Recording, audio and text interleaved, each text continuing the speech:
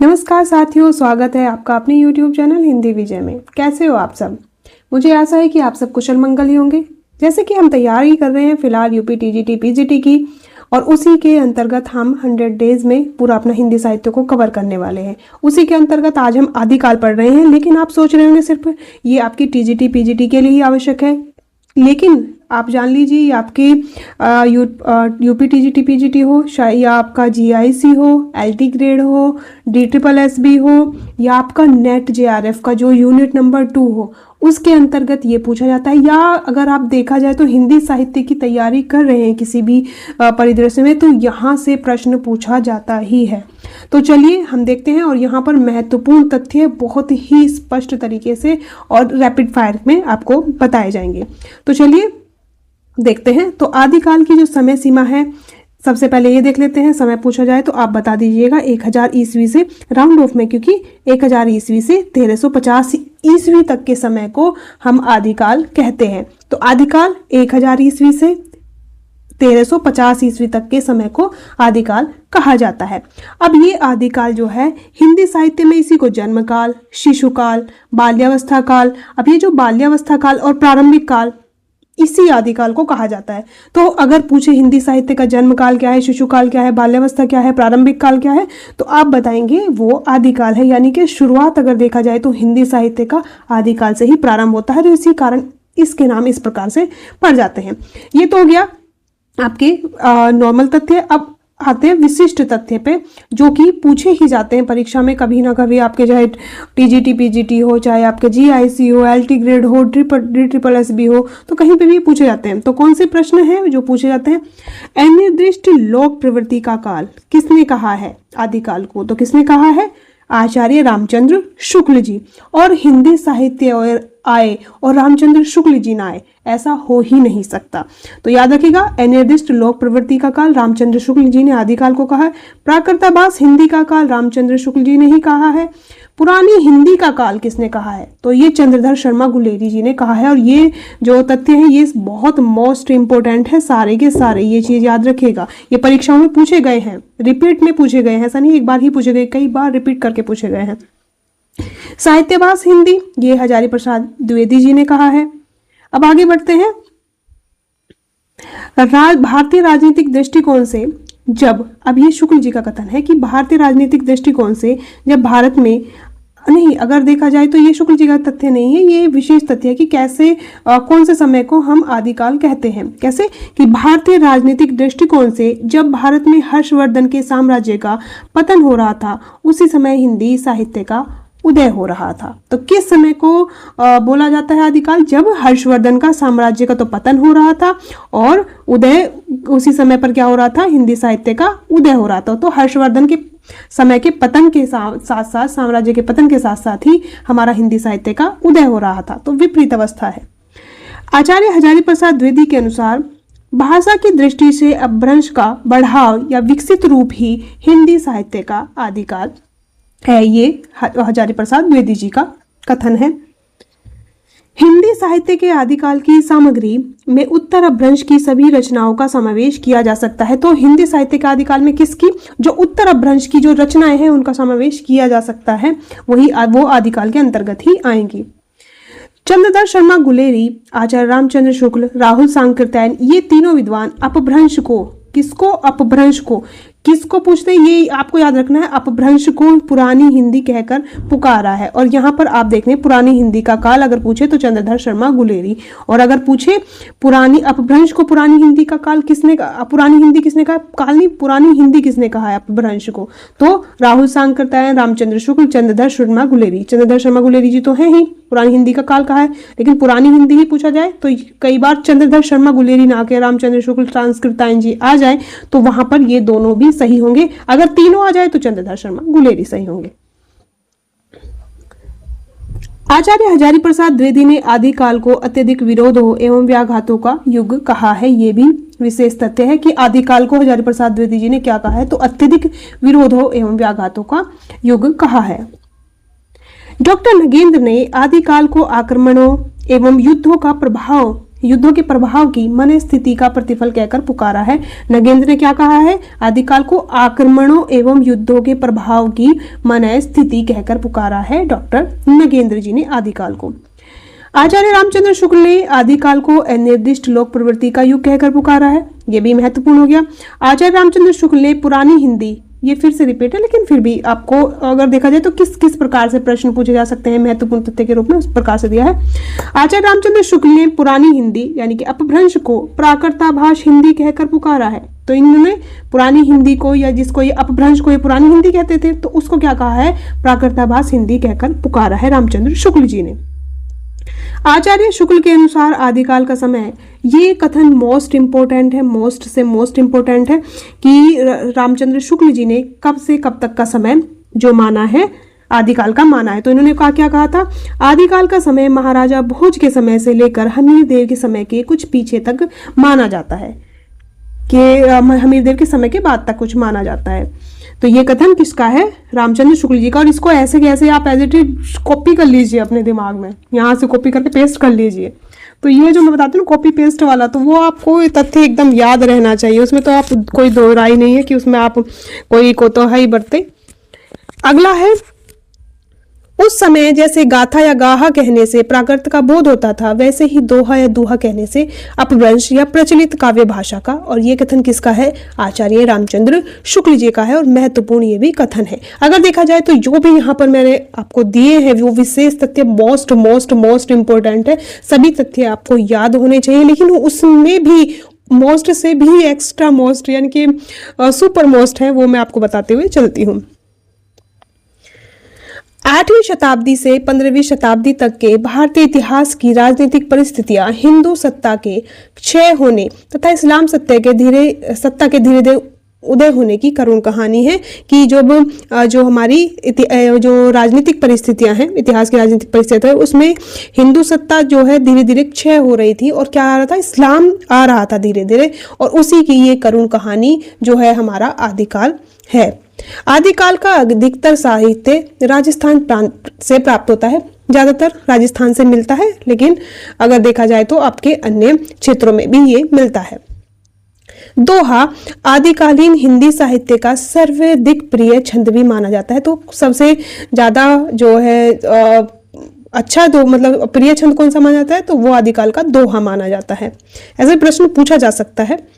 भाषा, और ये कैसे पूछा जा सकता है? ये यूजीसी नेट के में पूछा जा सकता है कि ये दे दिया जाए कि आदिकाल की कौन सी विशेषताएं हैं और कौन सी नहीं है। उसमें एक ये भी तथ्य डाल देंगे और पूछेंगे इनमें से कौन सा 4 कथन सही है।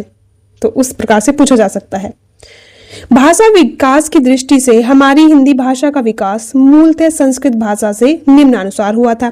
आपको पता ही है जो हमारी हिंदी भाषा है वो संस्कृत से आई है। संस्कृत से गई थी पाली में, पाली से गई थी प्राकृत में, प्राकृत से अपभ्रंश में, और अपभ्रंश से हमारी जो हिंदी है उसने अपना स्वरूप ग्रहण कर लिया था। आगे बढ़ते हैं। जब अपभ्रंश से हिंदी भाषा का विकास हुआ तो आरंभ में अपभ्रंश हिंदी इन दोनों भाषाओं का सम्मिलित प्रयोग भी किया जाता था। इस अपभ्रंश मिश्रित हिंदी भाषा को अलग अलग विद्वानों के द्वारा निम्नानुसार अलग अलग नामों से पुकारा।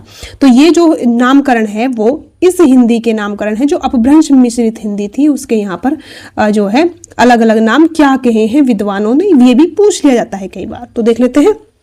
बोला शंकर व्यास ने अवहट्ट कहा है, आचार्य रामचंद्र शुक्ल ने प्राकृताभास कहा है, चंद्रधर शर्मा गुलेरी ने पुरानी हिंदी कहा है। ये भी जो आपको ये पूरा है ये भी आपको याद होना चाहिए। डॉक्टर नगेंद्र ने उत्तर अपभ्रंश या विकसित अपभ्रंश कहा है। आचार्य हजारी प्रसाद द्विवेदी ने परिष्कृत हिंदी कहा है।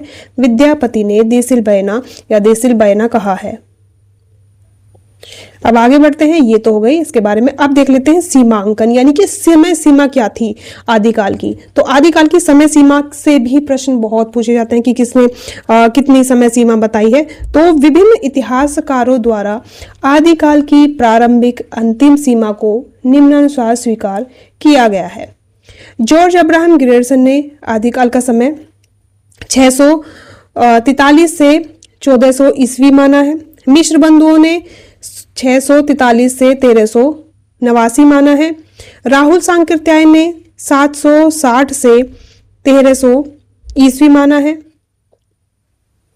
रामचंद्र शुक्ल जी ने 993 ईस्वी से 1318 ईस्वी माना है। ये ईस्वी में दिया है, लेकिन विक्रमी संवत भी याद होना चाहिए शुक्ल जी का, क्योंकि शुक्ल जी ने जो अपना इतिहास ग्रंथ लिखा है उसमें वो विक्रमी संवत का ही प्रयोग करते हैं, इसलिए कई कई बार विक्रमी संवत भी पूछा जा सकता है। डॉक्टर रमाशंकर शुक्ल जी ने बोला है 1000 से 1343 ईस्वी तक, और ये सब ईस्वी सन में है, ये आपको याद रखना है। अब आदिकाल की समय सीमा के बाद में आते हैं किस पे, आदिकाल का नामकरण, कि आदिकाल को किसने क्या नाम दिया ये देखते हैं। तो आदिकाल को विभिन्न इतिहासकारों द्वारा अलग अलग नामों से पुकारा गया है। आचार्य हजारी प्रसाद द्विवेदी जी ने क्या कहा, नाम का दिया है इसको आदिकाल। अब यहाँ पर आदिकाल शुक्ल जी ने भी दिया है, लेकिन उन्होंने शुक्ल जी ने सिर्फ प्रयोग किया है, सिर्फ बताया है कि आदिकाल भी कह सकते हैं, लेकिन आचार्य हजारी प्रसाद द्विवेदी जी ने इसका नाम ही दिया है कि ये आदिकाल ही है और आदिकाल ही सर्व प्रचलित है। आचार्य रामचंद्र शुक्ल जी ने वीरगाथा काल नाम दिया है। महावीर प्रसाद द्विवेदी ने बीजवपन काल नाम दिया है। अब यहाँ पर जो मैं इतने सारे आपको बताने जा रही हूँ, सारे के सारे मोस्ट इंपोर्टेंट है। डॉक्टर रामकुमार वर्मा ने संधि एवं चारण काल नाम दिया है। राहुल सांकृत्यायन ने सिद्ध सामंत काल नाम दिया है। अब संधि एवं चारण काल ये हम देख चुके थे इससे पूर्व वाली क्लास में कि इन्होंने संधि और चारण काल नाम कैसे दिया, कि एक समय सीमा को इन्होंने संधि काल नाम दिया है और एक समय सीमा को इन्होंने चारण काल नाम दिया है। मिश्र बंधुओं ने प्रारंभिक काल नाम दिया है। डॉक्टर गणपति चंद्रगुप्त ने प्रारंभिक या शून्य काल नाम दिया है। विश्वनाथ प्रसाद मिश्र ने वीर काल नाम दिया है। डॉक्टर धीरेन्द्र वर्मा ने अपभ्रंश काल नाम दिया है और चंद्रधर शर्मा गुलेरी ने भी अपभ्रंश काल नाम इसको दिया है। जॉर्ज अब्राहम ग्रियर्सन ने चारण काल नाम दिया है। अब जॉर्ज अब्राहम ग्रियर्सन ने तो चारण काल नाम दिया है, लेकिन जो हमारे रामकुमार वर्मा ने संधि और चारण काल नाम दिया है, ये चीज आपको याद रखना है। डॉक्टर पृथ्वीनाथ कमल कुल श्रेष्ठ ने अंधकाल का नाम दिया है। रमाशंकर शुक्ल ने जय काव्य काल नाम दिया है। राम खिलावन पांडे ने संक्रमण काल नाम दिया है। डॉक्टर हरिश्चंद्र वर्मा ने संक्रमण काल नाम दिया है। मोहन अवस्थी ने आधार काल नाम दिया है। शंभू सिंह ने प्राचीन काल नाम दिया है। वासुदेव सिंह ने उद्भव काल नाम दिया है। राम प्रसाद मिश्र ने संक्रांति काल नाम दिया है। शैलेश जैदी ने आविर्भाव काल नाम दिया है। आदिकाल को हरीश ने उत्तर अपभ्रंश काल नाम दिया है। बच्चन सिंह ने अपभ्रंश काल या जातीय साहित्य का उदय कहा है। श्याम सुंदर दास ने वीर काल या अपभ्रंश काल नाम दिया है। और इसमें से कौन से मोस्ट इंपोर्टेंट है, तो जो याद ही रखने हैं ये आप देख लीजिएगा, मोहन अवस्थी और रमाशंकर शुक्ल, ये जो मैं बता रही हूँ ये मोस्ट इंपोर्टेंट है। विश्वनाथ प्रसाद जी का, गणपति चंद्रगुप्त जी का, मिश्र बंधुओं का भी, राहुल सांकृत्यायन जी का, रामकुमार वर्मा जी का, महावीर प्रसाद द्विवेदी जी का, आचार्य रामचंद्र शुक्ल जी का, हजारी प्रसाद द्विवेदी जी का, और ये मोस्ट इंपोर्टेंट है। मोस्ट से भी मोस्ट इंपोर्टेंट, और जो मैं बता रही हूँ वो तो इंपोर्टेंट है ही, सभी इंपोर्टेंट है, लेकिन मोस्ट से भी मोस्ट इंपोर्टेंट है, वो मैं आपको बताती रहती हूँ। आगे बढ़ते हैं। अभी हमने देखा नामकरण, अब हम देख लेते हैं शैलियाँ। आदिकाल की प्रमुख शैलियाँ क्या थी। तो आदिकाल में दो शैलियाँ प्रमुख रूप से प्रयोग की जाती थी, कौन सी, डिंगल शैली और पिंगल शैली। नाम सुना होगा। अब देख लेते हैं डिंगल शैली और पिंगल शैली आखिर है क्या, जो आदिकाल में प्रयोग की जाती थी। तो जब अपभ्रंश के साथ राजस्थानी भाषा के, अब यहां क्या है, अपभ्रंश है सबसे पहले, अपभ्रंश के साथ राजस्थानी भाषा, जब अपभ्रंश के साथ राजस्थानी भाषा के शब्दों का प्रयोग किया जाता है तो वो डिंगल शैली कहलाती है। इसमें कठोर, अब ये चीज याद रखिएगा, इसमें कठोर कर्कश शब्दावली का अधिक प्रयोग होता है। आदिकालीन साहित्य में वीर रस वर्णन में इस शैली का सर्वाधिक प्रयोग हुआ है। तो ये डिंगल शैली अपभ्रंश और राजस्थानी मिश्रित है। ये जो है इसमें कठोर कर्कश शब्दावली होती है और साथ ही साथ ये वीर रस के वर्णन में प्रयोग की जाती है। दूसरी शैली है पिंगल शैली, जब अपभ्रंश के साथ, अब इसमें भी क्या है, अपभ्रंश है और कौन सी है, ब्रज भाषा के शब्दों का प्रयोग होता है। तो कौन कौन सी, अपभ्रंश के साथ ब्रज भाषा, का प्रयोग होता है तो वह पिंगल शैली कहलाती है। इसमें कोमलकांत पदावली का अधिक प्रयोग किया जाता है। आदिकालीन साहित्य में श्रृंगार रस वर्णन में इस शैली का प्रयोग हुआ है। तो यहाँ पर होगी डिंगल शैली भी आप समझ गए, पिंगल शैली भी समझ गए। अब आप देख लेते हैं आदिकाल की प्रमुख प्रवृत्तियां। आदिकाल की साहित्य में मुख्य 3 प्रवृत्तियां देखने को मिलती हैं। कौन सी? एक तो वीर रसात्मकता, जिसमें रासो रचनाएं हैं वो आ जाती हैं। दूसरी जो प्रवृत्ति है वो है धार्मिकता, जिसमें सिद्ध, जैन को ही रास साहित्य भी कहा जाता है, ये आपको याद रखना है। श्रृंगारिकता, जैसे विद्यापति की पदावली। तो ये 3 प्रकार की प्रवृत्तियां मुख्यतः देखने को मिलती हैं: वीर, गाथात्मक, धार्मिक और श्रृंगारिक। अब हम देख लेते हैं और भी एक महत्वपूर्ण जो तथ्य है, क्या हिंदी का आदि कवि और सर्वप्रथम रचना की पहला कवि कौन सा है और पहली रचना कौन सी है, इस तरीके से आप समझ सकते हैं। तो विभिन्न इतिहासकारों द्वारा अपने अपने शोधों एवं तर्कों के आधार पर अलग अलग कवियों को हिंदी का पहला कवि माना गया है। सब ने अलग अलग बताए हैं और सर्वप्रमुख मत भी हम देख लेंगे। तो सबसे पहले देख लेते हैं कि किसने किसको माना है प्रथम कवि। राहुल सांकृत्यायन के अनुसार सरहपा 769 ईस्वी समय था इनको प्रथम कवि स्वीकार किया है। शिव सिंह सेंगर ने पुष्य या पुंड को प्रथम कवि स्वीकार किया था और ये 10वीं शताब्दी में थे, पुष्य पुंड। डॉक्टर गणपति चंद्र गुप्त ने शालीभद्र सूरी को 1184 ईस्वी का जो समय है इनको प्रथम कवि स्वीकार किया है। डॉक्टर रामकुमार वर्मा ने स्वयंभू को माना है, जो 693 ईस्वी के समय में थे। आचार्य हजारी प्रसाद द्विवेदी ने अब्दुल रहमान 13वीं शताब्दी इनका जो समय था इनको प्रथम कवि माना। बच्चन सिंह ने विद्यापति को 15वीं शती में थे, विद्यापति इनको प्रथम कवि स्वीकार किया है। चंद्रधर शर्मा गुलेरी ने राजा मुंज को 993 ईस्वी के समय में थे, इनको प्रथम कवि स्वीकार किया है। और रामचंद्र शुक्ल ने मुंज और भोज को जो है इनमें कवि स्वीकार किया है 993 ईस्वी को। और सर्वमान्य जो मत है उसको भी देख लेते हैं। सर्वमान्य रूप से जो राहुल सांकृत्यायन द्वारा स्वीकृत है और इनके अनुसार सरहपा या इनको ही सरहपाद भी कहा जाता है, हिंदी का प्रथम कवि माना जाता है। और मोस्ट इंपोर्टेंट ये तथ्य है और साथ ही साथ ये भी सभी जो है तथ्य महत्वपूर्ण है, सभी याद रखिएगा किसने प्रथम कवि किसको स्वीकार किया है। अब आगे बढ़ते हैं। प्रथम कवि तो देख लिया, अब प्रथम देख लेते हैं रचना की प्रथम रचना कौन सी थी। क्योंकि सरहपा की कोई रचना उपलब्ध नहीं होती है, इसी कारण श्रावकाचार, और श्रावकाचार किसकी है? जैन आचार्य देवसेन की है। तो देवसेन द्वारा रचित श्रावकाचार जो 993 ईस्वी के समय की थी में रचित श्रावकाचार रचना को हिंदी की प्रथम रचना के रूप में स्वीकार किया जाता है। अब इस रचना में क्या है? इस रचना में 250 पद या दोहे हैं। ये शांत रस प्रधान रचना है, श्रावकाचार मुक्तक रचना है। और इसमें क्या है, क्योंकि ये जैन धर्म से पर आधारित है तो इसमें श्रावक धर्म के सिद्धांतों का वर्णन किया जाता है। गृहस्थ धर्म उस वर्णन का केंद्र है कि गृहस्थ जो धर्म है कैसे गृहस्थ जीवन में कैसे रहते हैं उसका वर्णन क्या है। और ये जो रचना है ये उपदेशात्मक रचना है। ये हो गया श्रावकाचार के बारे में या प्रथम रचना के बारे में विशेष तथ्य। अब देख लेते हैं आदिकालीन साहित्य का विभाजन कि किस किस समय को आदिकाल में किस प्रकार से बांटा जा सकता है। एक आदिकाल तो हो गया, लेकिन उसके भी उपभाग किए जा सकते हैं। तो कौन कौन से उपभाग किए जा सकते हैं? तो आदिकालीन साहित्य को मुख्यतः 4 श्रेणियों में विभक्त किया जा सकता है। एक तो रासो साहित्य, सिद्ध साहित्य, रास साहित्य या इसी को ही जैन साहित्य भी कहते हैं। दोनों अलग अलग नहीं है, एक ही है, रास साहित्य या जैन साहित्य, नाथ साहित्य। तो इन हम 4 भागों को 4 आधारों को लेकर ही हम क्या पढ़ेंगे? आदिकाल को पढ़ेंगे। तो अगली जो हमारी क्लास रहेगी वो रासो साहित्य से रहेगी। ठीक है, तो अब ये जो रासो साहित्य है, अब इसके बारे में थोड़ा सा देख लेते हैं इसी के बारे में। आदिकाल में कुछ रचनाएं, अब ये तो है नहीं कि सिर्फ इन्हीं के अंतर्गत आ जाएंगी, कुछ रचनाएं ऐसे भी होंगी जो इन 4 में प्रयोग नहीं होगी।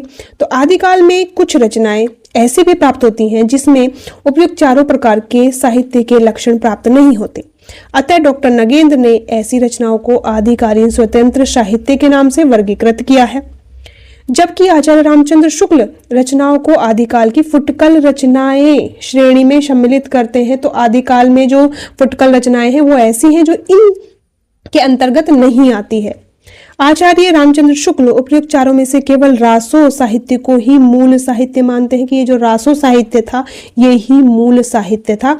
उन्होंने जैन साहित्य को, सिद्ध साहित्य को, नाथ साहित्य को मूल साहित्य नहीं माना। क्या कहा है?